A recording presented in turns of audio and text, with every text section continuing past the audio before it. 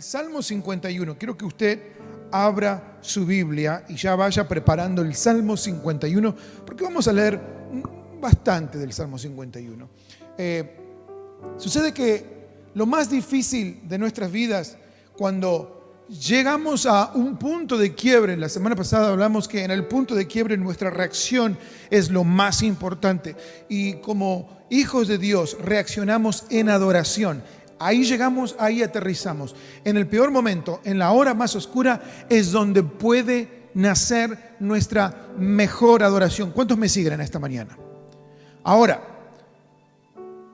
llega un punto en donde el punto de quiebre se transforma también en algo interno.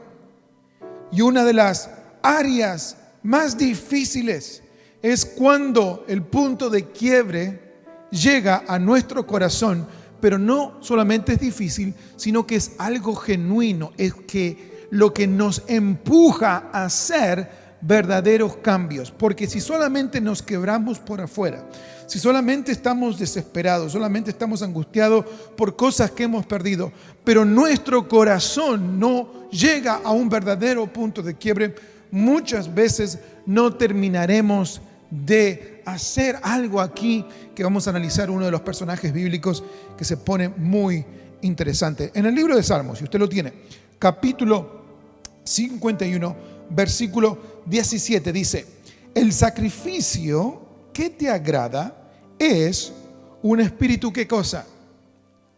Quebrantado. Escuché unas dos voces por ahí atrás. El espíritu que te agrada es un espíritu quebrantado. Diga conmigo allí en su casa: quebrantado. Hablando del punto de quiebre, parte 2. El sacrificio, otra vez, léalo conmigo, que te agrada es un espíritu. Otra versión dice un corazón quebrantado. Tú, oh Dios, no desprecias, y aquí lo aclara, al corazón quebrantado y arrepentido. Si escuchó bien, si leyó bien, lo que Dios nunca va a despreciar, nunca va a mirar de costado, nunca va a poder quitar sus ojos, es un corazón quebrantado, un corazón en el punto de quiebre, un corazón que se quiebra ante su presencia y que se arrepiente. Aleluya. Es por eso que vamos a estudiar dos reyes, para hacer un contraste. Dos reyes del mismo pueblo, de la misma nación, del pueblo de Israel, que prácticamente tenían situaciones similares. En otras palabras, los dos reyes estaban pasando por pecados que quedaron en evidencia. Quedaron en evidencia ante el hombre de Dios, quedaron en evidencia ante el pueblo y quedaron en evidencia, especialmente y ante todo, ante Dios. El primero es el rey Saúl, un rey que teniendo todo para reinar, teniendo una nación próspera, teniendo todas las condiciones, es un rey que termina por desobedecer. Esto es algo que viene desde el inicio, desde los principios, en realidad desde el primer hombre y la primera mujer. El desobedecer a Dios. Y ahora este rey, teniendo un llamado, teniendo un ministerio, teniendo un reinado, teniendo un pueblo al cual liderar bajo la guía de Dios, él decide desobedecer las instrucciones específicas que Dios le había dado de destruir todo el país de Amalek, y decide perdonarle la vida a Agag, y no solamente a eso, sino traer el botín que él dice que lo trajo, las mejores cosas del botín, para ofrecérselo. Pero cuando habla con el profeta le dice: tomamos todo esto, tomamos lo mejor, tomamos las mejores cosas de este lugar, porque lo quiero ofrecer a tu Dios, dice. Como comenzó a distanciarse ya en la forma en la que se estaba expresando el rey Saúl. Ya no era su Dios, al menos en la forma de expresarse, sino que era el Dios de Samuel. Dios le había dicho que eso no haga, y es exactamente lo que él hizo. Dios ahora le habla al profeta Samuel y le dice que va a quitar, que va a remover a este rey desobediente. Y de aquí parte una plática, una conversación muy interesante entre el rey y el profeta, entre Saúl y Samuel, ya que Saúl inicialmente no reconoce a Dios como su Dios, sino como recién les decía, el Dios de Samuel. Y vamos a leer en 1 Samuel 15, versículo 20, dice: escuche lo que está diciendo. Aun cuando Samuel le está diciendo que él acaba de desobedecer y él sabía que había desobedecido, dice: yo sí he obedecido al Señor. Insistió. Usted sabe que insistir no es solamente decirlo por primera vez, sino decirlo varias veces. Insistió diciendo: yo sí he obedecido al Señor. He cumplido la misión que Él me encomendó. Y traje prisionero a Agag, rey de Amalec, pero destruí a los amalecitas. Hice una cosa, pero no la otra. Te obedecí en esto, pero no te obedecí en lo otro. Muchos de nosotros a veces estamos en situaciones similares, ¿no? Como, bueno, esto sí, pero aquello no. Elijo esto me conviene, pero aquello me conviene más. Entonces, Dios va a entender y terminamos tratando, insistiendo y diciendo: yo te obedecí, yo estoy haciendo esto y esto, pero olvidamos lo que Dios nos ha mandado. Y hablábamos hace unas semanas con la iglesia, cuando teníamos la llamada de Zoom, cuál es la gran meta, que no podemos quedarnos en los cómo hacemos las cosas, sino en el por qué y qué estamos haciendo. ¿Por qué lo hacemos? Porque todos deben conocer quién es el verdadero Dios y el Salvador y aceptarlo como su verdadero, al menos tener la opción. Pero a veces nos quedamos en el cómo, y aquí estaba un siervo, un rey, un elegido de Dios, diciendo: yo te he obedecido, hice una cosa, pero no la otra. Y dice, y del botín, versículo 21, le dice: los soldados tomaron ovejas y vacas con el propósito de ofrecerlas en Gilgal al Señor tu Dios. Estoy leyendo el versículo 21. Versículo 22, Samuel le respondió diciendo lo siguiente: ¿qué le agrada más al Señor? ¿Que se le ofrezcan holocaustos y sacrificios, o que se obedezca lo que dice? Al obedecer, el obedecer vale más que el holocausto, que el sacrificio, y el prestar atención más que la grasa de carneros. Finalmente respondió Saúl: he pecado,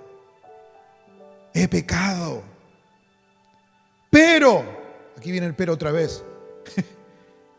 Mire este hombre, mire a un elegido de Dios, dice: pero te pido que por ahora me sigas reconociendo ante los ancianos de mi pueblo y ante todo Israel.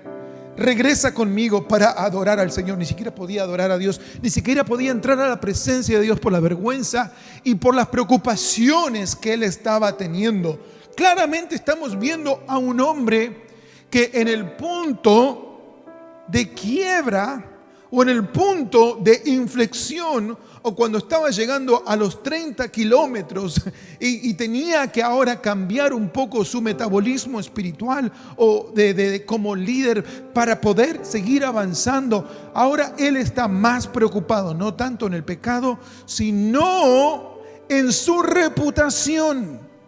Aquí claramente hay un corazón que no se está quebrando ante la presencia de Dios. Aquí hay un hombre que está más importado en su reputación, en seguir siendo el rey. Algunos se acordaron de alguna canción por ahí. Y él reconocía al Dios de Israel, pero ya no como su Dios, sino como Dios de Samuel. A Saúl ya no le importa la presencia de Dios en su vida. Lo que le importa es el poder. A Saúl ya no está tan interesado en el momento incluso semanal en donde él se reúne con los demás y en donde supuestamente debe adorar a Dios. Él constantemente aún, y yo lo traslado a estos tiempos, y Saúl estuviera en uno de los servicios o estuviera siendo parte de una congregación, Saúl no está interesado o no está preocupado en sentir la presencia de Dios. No está interesado en adorar a Dios de todo corazón, en arrepentirse ante no, Saúl está interesado en el poder. Saúl está interesado en la organización de las cuestiones. Saúl está interesado en quedar bien ante los ancianos, en que siga siendo reconocido. Yo sé que les estoy hablando quizás no a la mayoría de la congregación, sino a un grupo selecto de personas que quizás hace años estamos sirviendo a Dios y nos olvidamos que es necesario de llegar a un punto de quiebre de nuestro corazón, de darnos cuenta que cuando fallamos, que cuando pecamos, es el tiempo no solamente de reconocerlo, sino de dejarnos de interesar en todo lo demás y genuinamente vertir nuestro corazón a Dios. Pero este hombre estaba interesado en mucho más en lo que otros pensarían que en lo que Dios pensaba de él. Wow. Es imposible llegar al punto de quiebre de nuestro corazón cuando estamos más interesados en lo que piensan los demás que lo que piensa Dios de nosotros. ¿Cuántos me siguen en esta mañana? Ahora, en 2 Samuel 12, vamos a ir a otro rey para hacer un contraste. Leemos, dice: entonces se encendió el furor de David.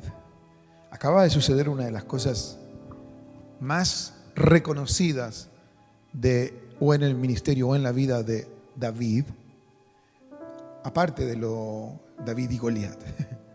Aquí es donde David cae, aquí es donde David falla, y donde el profeta le relata una historia en donde claramente denota una injusticia totalmente. Y aquí dice el versículo en adelante, dice: entonces, al escuchar esta historia, el enojo de David se puso en tan manera contra aquel hombre que había hecho injusticia, y dijo: vive Jehová, que el que hizo tal cosa es digno de muerte, y debe pagar la cordera con 4 tantos, porque hizo tal cosa y no tuvo misericordia. Entonces dijo Natán a David: ahora aquí este hombre comienza a ser confrontado con la realidad de lo que había hecho, y le dice directamente al mismo rey, recuerde, un rey de Israel, un rey de la nación, y le dice: tú eres aquel hombre. Así ha dicho Jehová, Dios de Israel: yo te ungí por rey sobre Israel, y te libré de la mano de Saúl, y te di la casa de tu señor y las mujeres de tu señor en tu seno. Además te di la casa de Israel y de Judá, y si esto fuera poco, te habría añadido mucho más. Pero y le pregunta ahora, exhortándolo: ¿por qué, pues, tuviste en poco la palabra de Jehová, haciendo lo malo delante de tus ojos? Delante de sus ojos, delante de los ojos de Dios. A Urías Eteo heriste a espada, y tomaste por mujer a su mujer, y a él lo mataste con la espada de los hijos de Amón. Y la reacción inicial, escuche bien, es la misma que la de Saúl, que dice: he pecado. Es la misma frase, es lo mismo que al menos vemos textualmente en la Biblia. Dice: he pecado. Saúl dijo: he pecado. Mínimamente los dos instantáneamente reconocieron la falla. Pero lo que continúa, la reacción, si la semana pasada hablamos que la reacción al primer punto de quiebra es la adoración, ahora entramos a esta segunda parte. Luego de reconocer que nosotros somos pecadores y que fallamos en la presencia de Dios ante un Dios santo, un Dios puro, Él no se justifica para nada. Él no le echa la culpa absolutamente a nadie. En cambio, Él comienza a escribir uno de los salmos más sentidos y profundos que usted pueda encontrar en esos 150.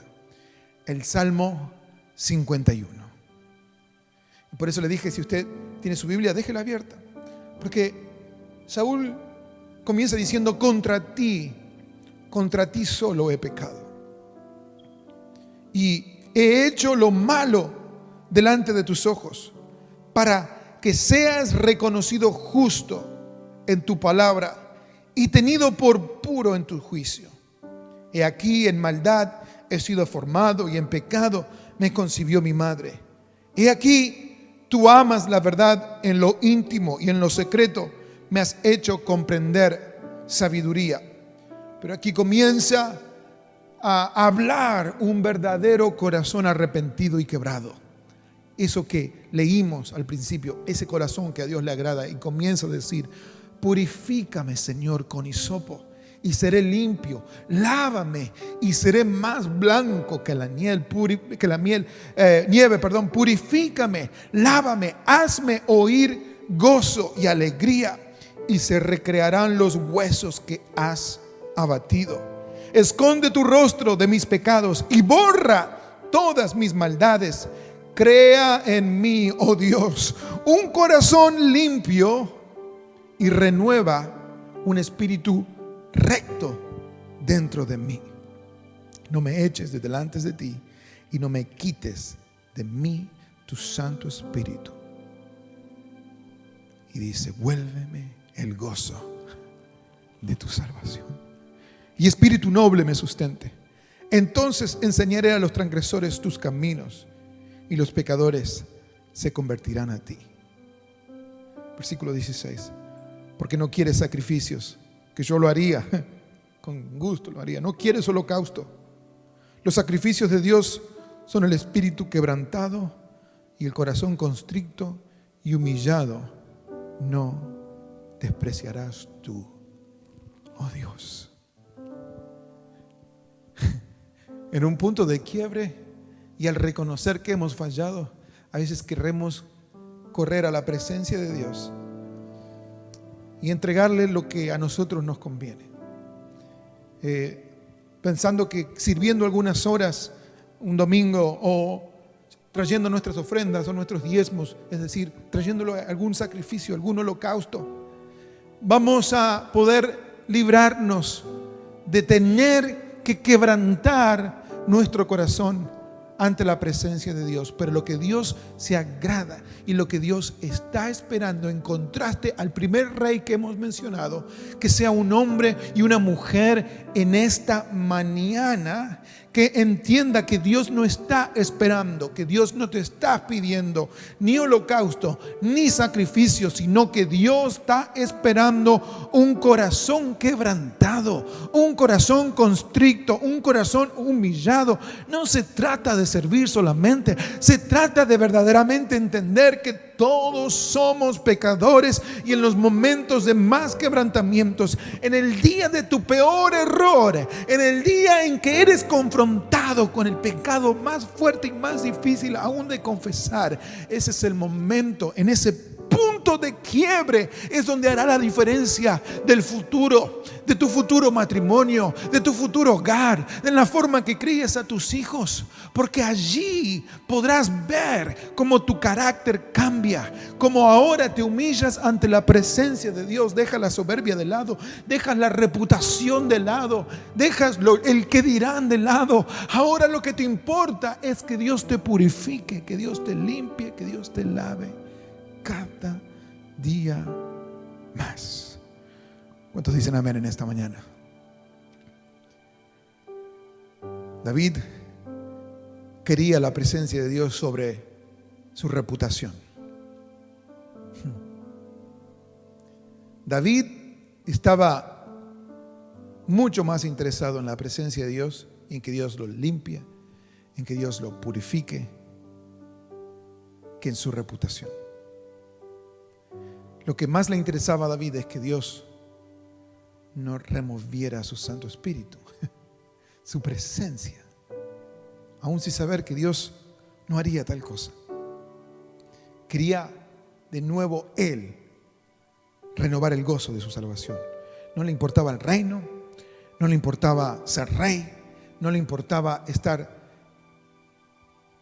enfrente de todos como el gran héroe que había sido. Ahora a Él lo que le importaba era estar en la presencia de Dios, porque sabía que en la presencia de Dios somos purificados. Un corazón constricto, un corazón humillado, un corazón allí completamente derramado ante la presencia de Dios, Él no va a rechazar. ¿Cuántos dicen amén en esta mañana? El punto de quiebre de nuestro corazón sucede cuando nos arrepentimos, pero de verdad.